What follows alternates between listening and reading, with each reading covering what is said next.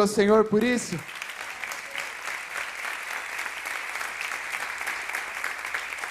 E esse texto, na verdade, ele é dali do anjo Gabriel falando com Maria. Quando o anjo Gabriel chegou até Maria para poder anunciar ali o nascimento de Jesus, que ela, pelo poder do Espírito Santo, ali ficaria grávida, do Senhor Jesus. O anjo, ao final, ele fala: olha, Isabel, a tua parente, aquela que diziam ser estéril, ela está grávida, já está no 6º mês de gestação, porque para Deus, e aí o anjo então conclui dizendo, porque para Deus não haverá impossíveis em todas as suas promessas. Que você possa tomar posse disso para a sua vida também e crer que, se o anjo Gabriel for anunciar alguma coisa para alguém aí nesses próximos dias, que ele vai falar também de você, ele vai te usar como exemplo, falar: olha, o Paulo, aquele que diziam estar desenganado pelos médicos, ele foi curado. Olha, a Maria, aquela que os médicos diziam que a doença não tinha cura, ela foi curada. Olha, o Vitor, aquele que diziam que a família dele era caso perdido, a família se converteu, foi transformada. Porque para Deus não haverá impossíveis. Não haverá impossíveis. O Senhor operou ali na vida de Isabel, que diziam ser estéril, ela engravidou ali de João Batista.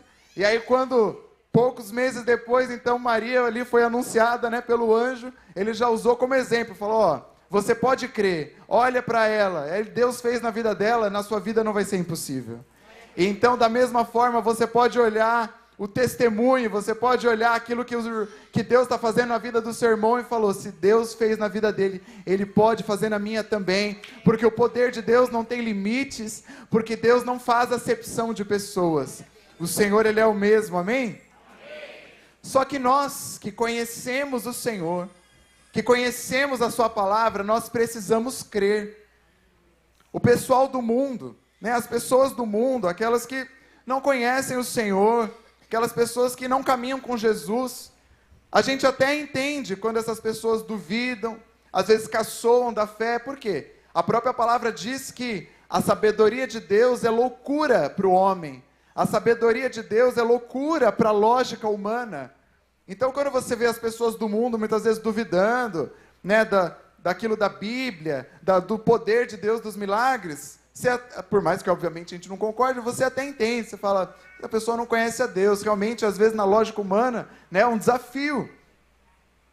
O Joãozinho uma vez estava na sala de aula, e aí a professora dele começou a falar: não, porque esse negócio da Bíblia, a Bíblia é tudo lenda, aquelas histórias, a Bíblia, nossa, não tem nada a ver aquelas histórias, é tudo invenção, que nem essa história aí que falam de Jonas, foi engolido pela baleia, ficou 3 dias lá dentro e ainda saiu vivo. Que invenção de nada, imagina que absurdo, onde é que isso aí aconteceria? Aí o Joãozinho, muito crente, levantou a mão e falou: não, professora, não, eu tenho certeza, as histórias da Bíblia são verdade, tudo isso que está lá é verdade, aconteceu, Deus fez, e eu tenho certeza que quando eu chegar no céu, eu vou perguntar para Jonas, e ele vai me contar direitinho como está escrito lá. E a professora ainda deu um deboche e falou: é? E se ele foi para o inferno? Aí o Joãozinho falou: aí pergunta a senhora. Então, porque falou: eu tenho certeza para onde eu estou indo. Agora, se a senhora não quer crer, tudo bem, Então, nós temos que crer, ter essa convicção. E porque nós precisamos desse posicionamento de fé, de ter essa fé falando: não importa o que digam, não importa o que falem, não importa se zombem, eu sei em quem eu tenho crido. Lá nos tempos dos patriarcas, quando Deus foi anunciar, ali quando Abraão recebeu a visita do Senhor por meio ali dos 3 homens, e eles falaram: olha, Sara, tua mulher, ela vai ter um filho, vocês terão um filho. Sara estava ouvindo ali atrás da tenda, escondida, e ela riu quando o Senhor falou isso. Ela riu dentro dela e falou: imagina, eu estou velho, Abraão está velho, como é que a gente vai ter um filho? E pela medicina, era impossível mesmo, porque ela já tinha parado de ovular. Ela já nem ovulava mais. E aí o Senhor não deixou barato, não. Na mesma hora o Senhor já falou: por que a Sara riu? Aí Sara até falou: não ri não. Falou: riu sim. É certo, está escrito lá. Fala, não fala isso porque você riu. E aí o Senhor falou, haverá alguma coisa difícil para Deus? Haverá alguma coisa difícil para o Senhor? Então eu não sei qual que é o desafio que você, a sua família está enfrentando, mas o próprio Senhor, Ele fala, haverá alguma... E às vezes você fala, nossa, isso aqui deve ser muito difícil. E aí eu falo assim, às vezes para nós é, mas Deus, na sua palavra, Ele fala, haverá alguma coisa muito difícil para mim? Haverá alguma coisa que eu não possa fazer? Há alguma coisa que o meu poder não possa alcançar? Não há limites para o poder de Deus.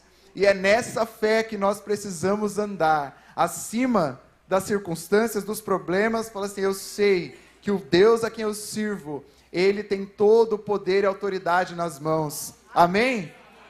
E nós vamos crer também que Deus tem planos para nós. Hoje nós queremos falar isso sobre os planos de Deus.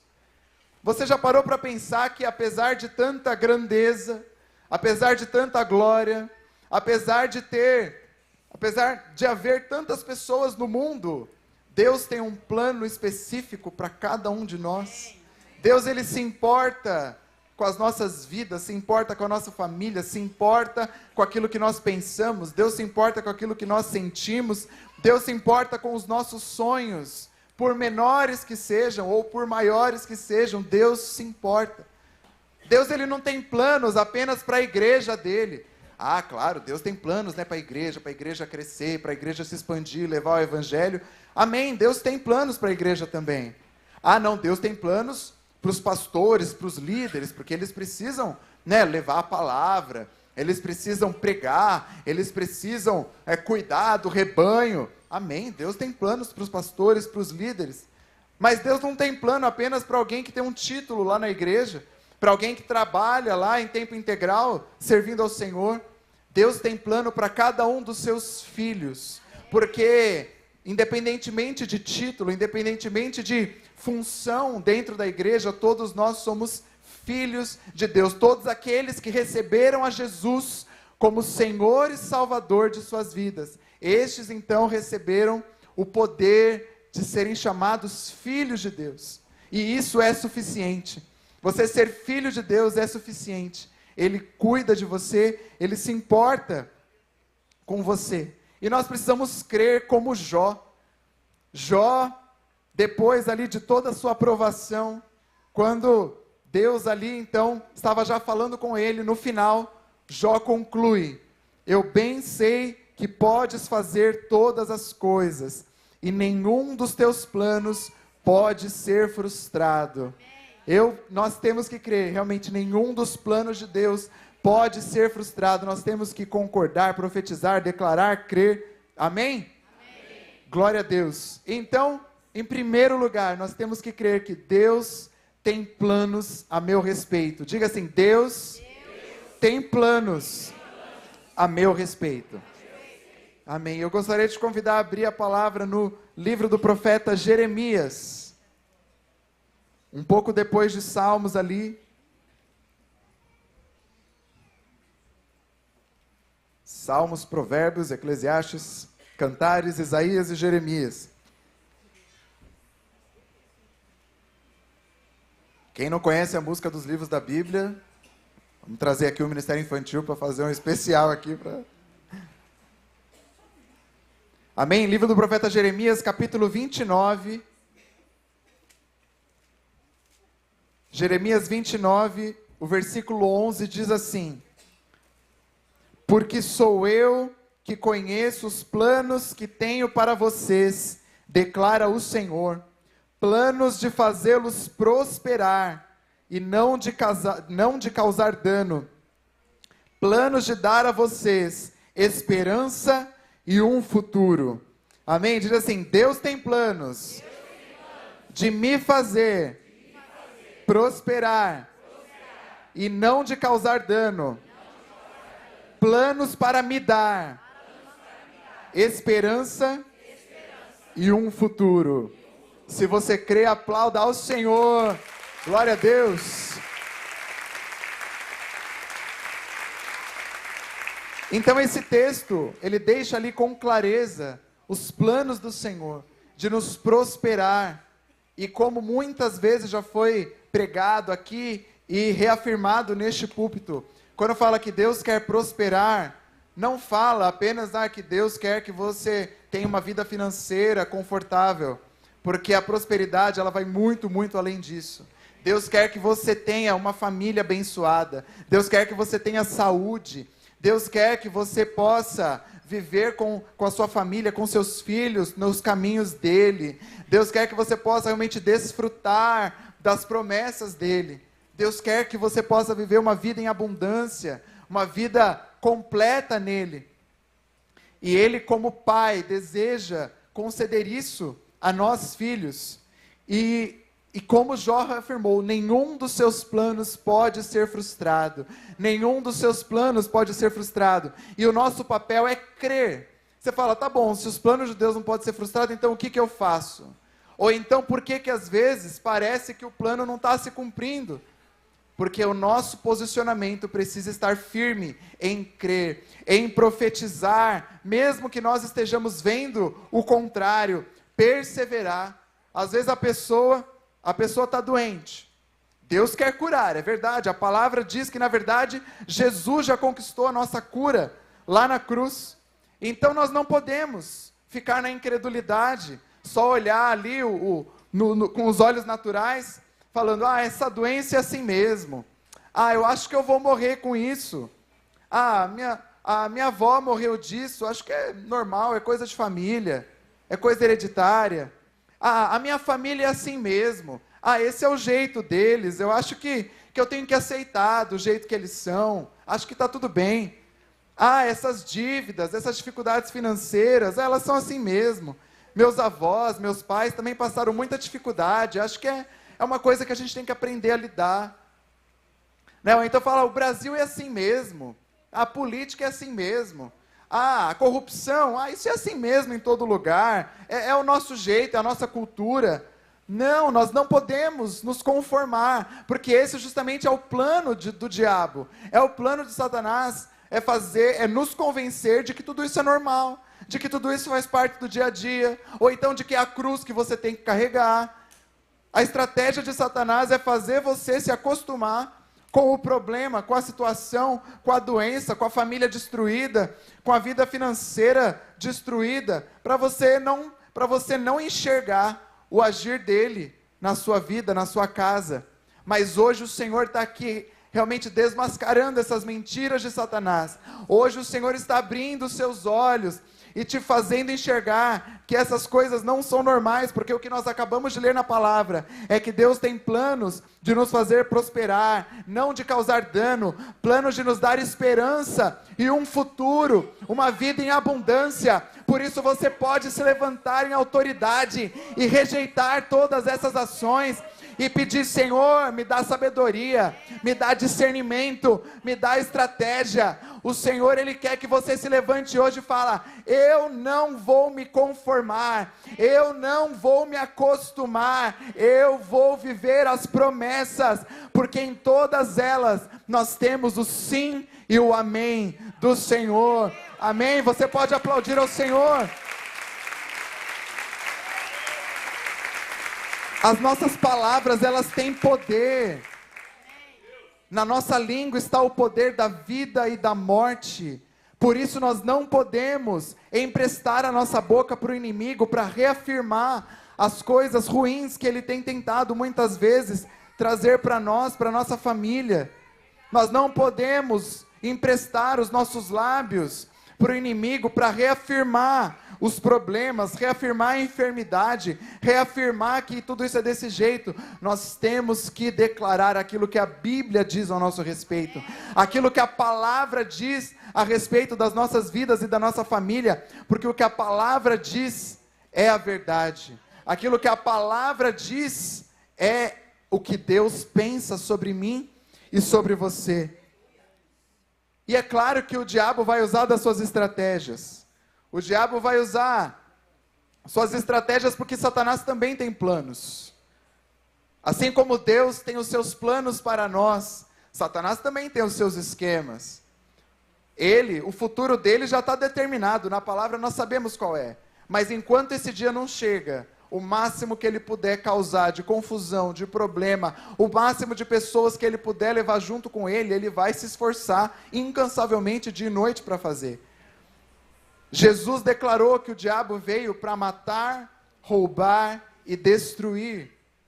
Todas as ações do diabo são nesse sentido: roubar, matar e destruir. Essa é a missão dele, que ele estabeleceu para ele mesmo aqui na terra.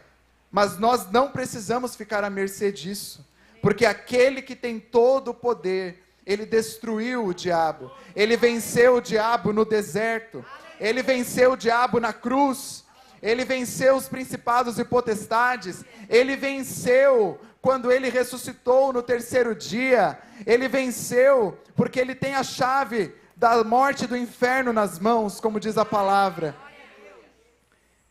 E agora sobre, então, as estratégias de Satanás, que muitas vezes ele pode ter. Eu quero te convidar a abrir a Bíblia no livro do profeta Isaías. Está logo antes, nós lemos Jeremias, e agora nós vamos ler uma declaração que o profeta Isaías fez, que você também vai passar a fazer a partir de hoje. Livro do profeta Isaías, capítulo 8, versículo 10.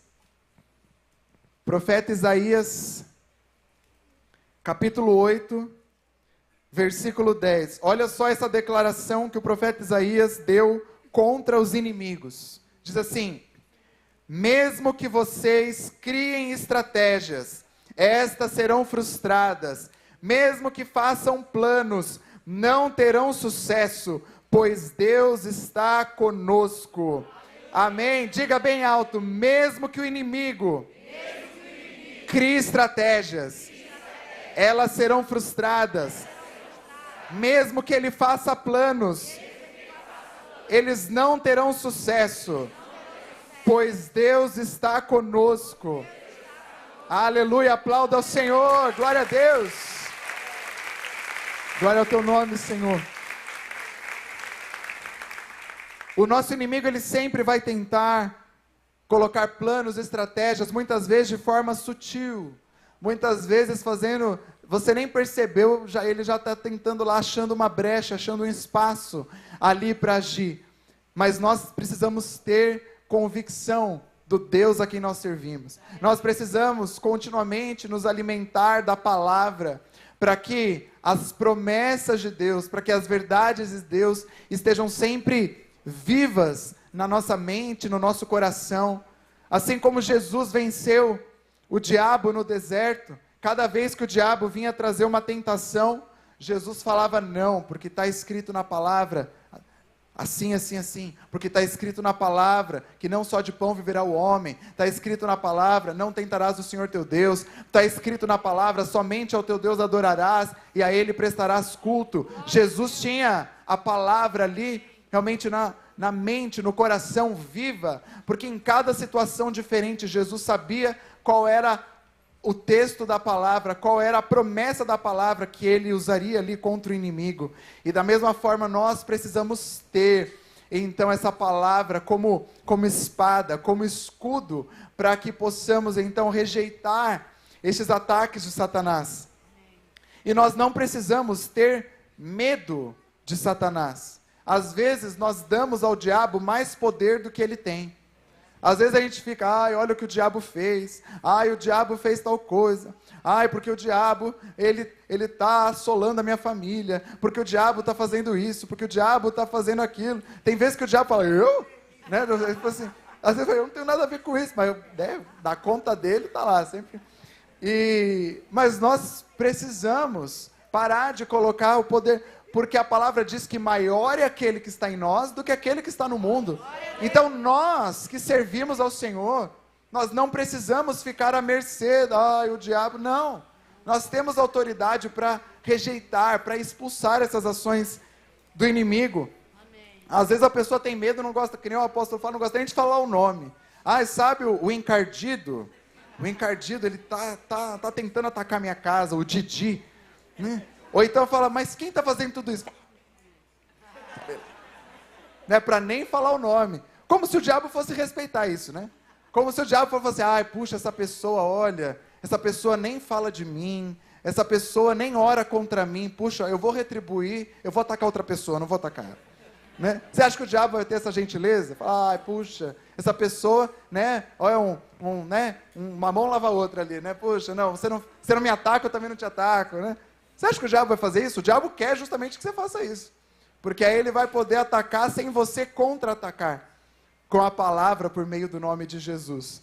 Então, nós não precisamos ter medo. Nós não precisamos ter medo de Satanás. Por quê? Porque você com Deus é a maioria absoluta.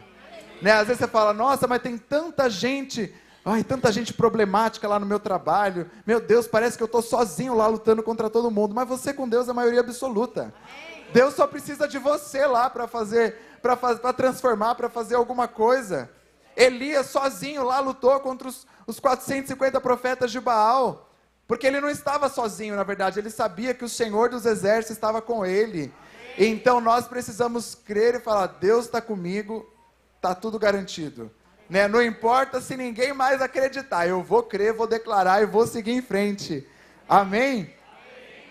E ao longo da minha vida, muitas vezes, eu pude ver esse agir de Deus. Eu pude ver esse mover do Senhor, muitas vezes, em coisas que você fala, Deus, só o Senhor poderia fazer isso. Só o Senhor poderia operar dessa forma. E muitos anos atrás, uma vez a senhora que trabalha na casa da minha mãe, ela ligou lá porque um dos netos dela estava internado no hospital, não me lembro qual era a enfermidade, mas ele havia sido desenganado pelos médicos já, falou, não tem jeito, tá? E era criança nova, não sei, tinha 4, 5 anos. E aí ela ligou lá, muito triste, chorando, pedindo oração e tal. E aí eu orei com ela no telefone, declarando a cura, declarando ali, né, o poder realmente do Jeová Rafa, o Deus que cura. E orei ali com fé e tal, desliguei o telefone e pouco tempo depois, ela veio contar toda feliz, falou, olha, Deus operou, Deus curou, ele voltou, né, da doença lá que não tinha mais jeito, que já tinha desenganado, Deus operou, Deus fez. E ela, mesmo depois de muitos anos, ela ainda se lembra, olha, Deus operou daquele dia, daquela forma. Eu, uma vez também, eu estava na graduação, lá no final da faculdade, fazendo o TCC, e aí era um trabalho individual, e eu fazendo lá o programa que eu tinha que fazer, junto com as teorias lá que nós estávamos estudando e tal. E aí eu mexendo e o programa não funcionava, e as coisas, eu tentando caçar as coisas, porque alguns recursos lá que nós usávamos, os fabricantes tinham mudado lá os códigos das bibliotecas, eu tentando descobrir, tenta achar o erro, e caça, e lê o código e nada. E aí eu já estava quase 3 meses mexendo ali, e chegando perto do TCC, e eu não sabia o que fazer. Íamos ter, na verdade, um dia antes da apresentação do TCC, ia acontecer aqui o Prossigo, num feriado, naquela época que era de um dia ainda. E, inclusive, o pastor Alex tinha me chamado para compartilhar aqui num momento especial à tarde ali, né, para compartilhar uma palavra, uma experiência, um testemunho. E eu falei para o pastor Alex, pastor Alex, eu gostaria muito, quero, mas eu não consigo te garantir, porque eu não sei o que vai acontecer ainda ali, vai ser um dia antes do TCC, eu não sei como vai estar ali, então assim, eu quero, mas eu vou te avisando. E aí eu falei assim, eu senti assim, eu vou fazer um jejum. E aí então, eu fiz ali 21 dias do jejum de Daniel, e ali orando e trabalhando, e lendo e tal. Quando foi no 20º dia, eu estava lá mexendo, quando a tela mostrou o resultado assim, fiz, meu Deus, funcionou, Senhor, não acredito. Eu não ia nem almoçar aquele dia para fazer, eu fui almoçar naquele dia. Porque eu estava ali, eu falei, eu vou ficar aqui até sair. Então, eu lembro que eu fui almoçar e falei, meu Deus, não acredito. Isso era uma quinta-feira. E aí, então eu terminei de fazer as coisas que eu precisava fazer. Porque aí na sexta-feira eu precisava fazer o banner lá do TCC. Então eu fiz o banner, terminei naquele 21º. E o 21º dia do jejum foi o dia realmente que consegui terminar as coisas. Vim para o Prossigo na segunda-feira, consegui estar aqui, participar do congresso, consegui ministrar a palavra, e na terça-feira, lá pude apresentar o TCC, o Senhor abençoou, E então falou, oh, Deus, glórias ao Senhor, muito obrigado. E é um alívio que só quem passou que sabe. Glória a Deus.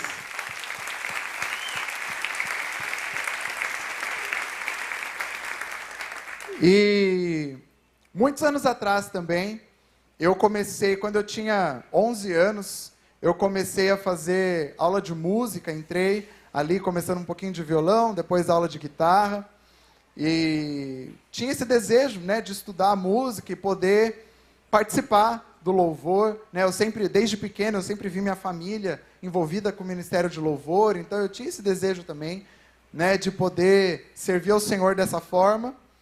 E aí, quando eu tinha meus 12 anos, eu comecei a ficar meio desanimado, assim, e falei, acho que eu quero parar de fazer aula,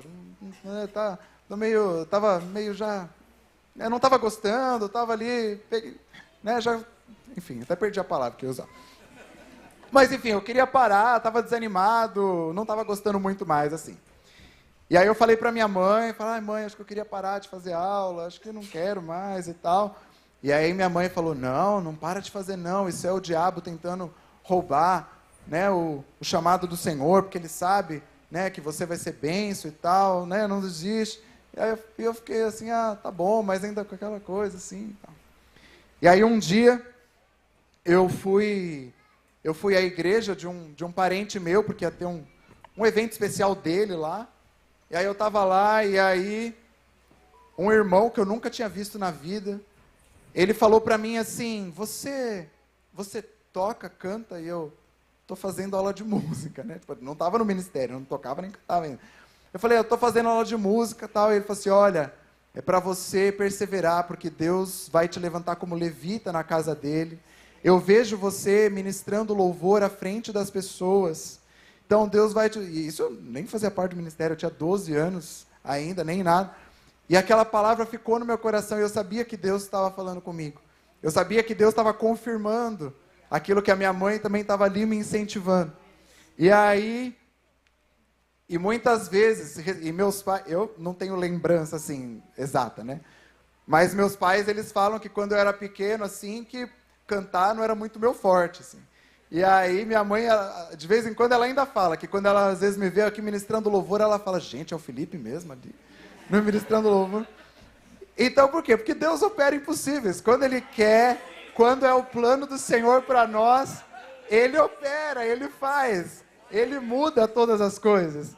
Então, o Senhor, Ele pode fazer, não importa qual seja a adversidade, não importa qual seja o problema, se é uma doença, se é um desafio no seu trabalho, se é um desafio financeiro, não importa o que seja, o Senhor, Ele faz, Ele abre portas que ninguém fecha, Ele fecha portas que ninguém abre. Quando nós fomos casar, Evelise e eu fomos casar, nós estávamos ali, né, decidindo, então quando nós vamos fazer, onde nós vamos morar e tal, e ela trabalhava em dois lugares, lá em Ribeirão Preto. Ela era professora na prefeitura e professora também no SESI. Na prefeitura, ela teria vindo para São Paulo, na prefeitura ela teria que pedir uma licença, e no SESI, ela ia tentar, então, uma transferência. E olha só, ela entrou no SESI em 2014, antes de nós começarmos relacionamento, mas Deus já sabia. Deus já sabia. E aí... chegou um momento que ela até pensou, talvez ali, porque era um pouco puxado, né? Se ela ficava na prefeitura, às vezes tentava ficar na prefeitura o dia inteiro, ou se ficava nos dois. E aí ela até falou assim, ela falou assim, não vou ficar no SESI, porque às vezes, né, pode ser em São Paulo e tal. Deus estava trabalhando. E aí, enfim, nós decidimos então, ok, vamos morar em São Paulo. E aí ela tentou, então ela começou a ver essa possibilidade da transferência para São Paulo.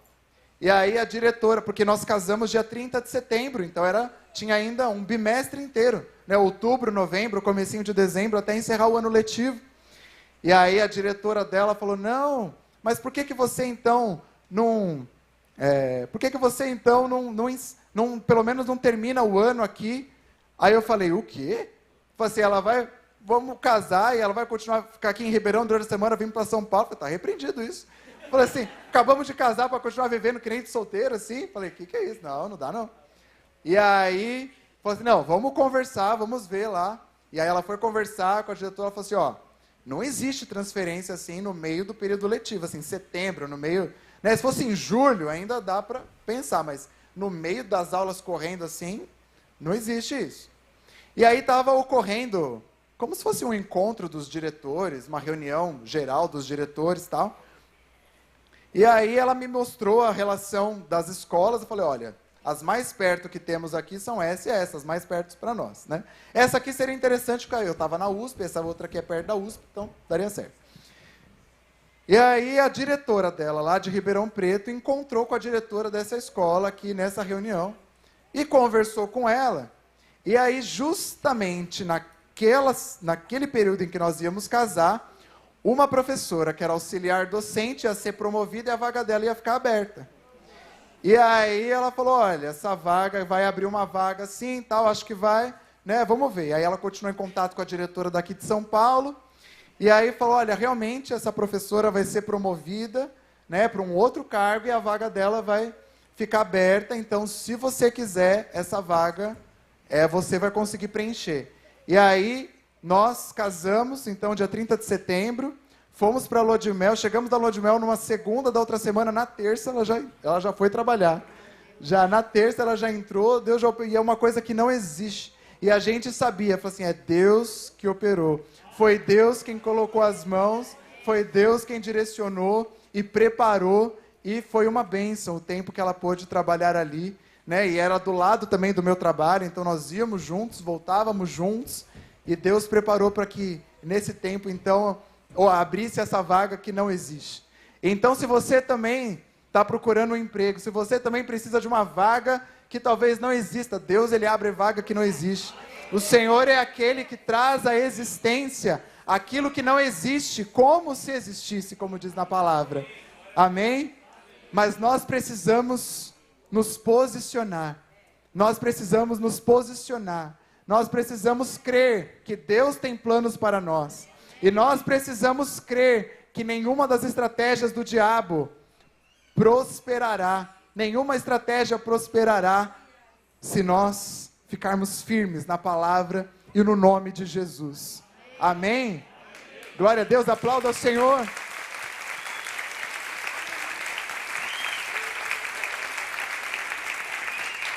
Eu gostaria que você assistisse um trecho bem pequeno de um filme que muitos de vocês com certeza já assistiram, quando uma mulher estava passando muitos problemas no seu casamento, problemas na sua família, e ali muitas brigas e problemas, enfim, diversos ali. E aí aquela mulher, ela falava, e ela começou a orar, uma irmã começou a orientá-la na fé, e ela começou a orar, mas ela orava se lamentando, assim, ai Deus, ai, tá tão difícil, Deus faz, tal. E é claro, nós podemos sim desabafar e chorar diante do Senhor, mas existem momentos que nós precisamos nos posicionar e realmente rejeitar toda ação do inimigo. E um dia ela entendeu isso. Um dia ela falou, não, eu preciso me posicionar, eu não posso só me lamentar, eu não posso só aqui chorar, eu preciso me posicionar. E quando ela começou a fazer isso, então a história ali mudou. Dá para soltar? Sim? Então assista esse trecho.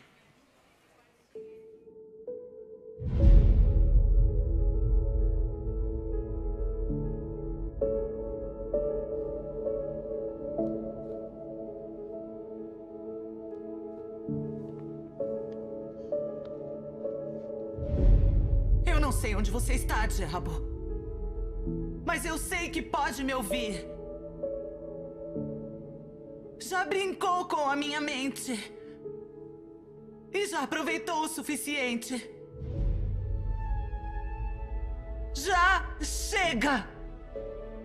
Agora acabou!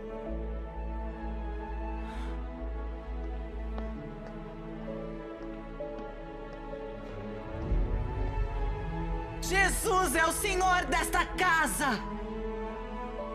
E isso significa que não existe um lugar para você aqui. Então pegue suas mentiras, seus esquemas, todas as acusações e saia daqui! Em nome de Jesus!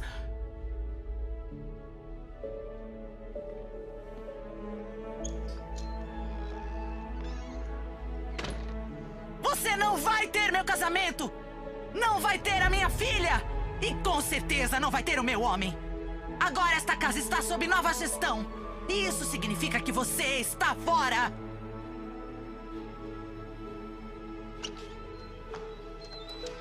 E outra coisa, eu me cansei de você roubar a minha alegria.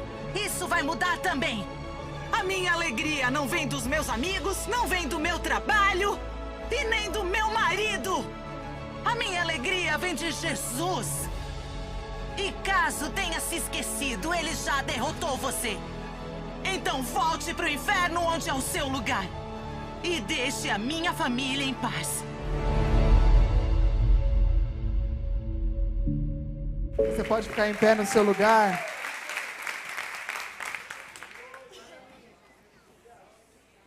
Glória a Deus. Feche os seus olhos neste momento e reflita sobre isso que o Senhor ministrou ao seu coração aqui nesta manhã. Reflita sobre os planos que um dia você sabe que Deus fez a respeito da sua vida, da sua família. Traga à memória agora as promessas que Deus fez para a sua vida, para a sua família, para o seu ministério. Traga à memória agora cada uma das promessas, tudo aquilo que o Senhor ministrou ao seu coração, aquilo que você recebeu por meio da palavra, aquilo que você recebeu no seu encontro com Deus, aquilo que você recebeu tantas vezes em que Deus usou alguém para falar com você, aquilo que você já ouviu do Senhor e que você achou que estava esquecido, traga à memória agora.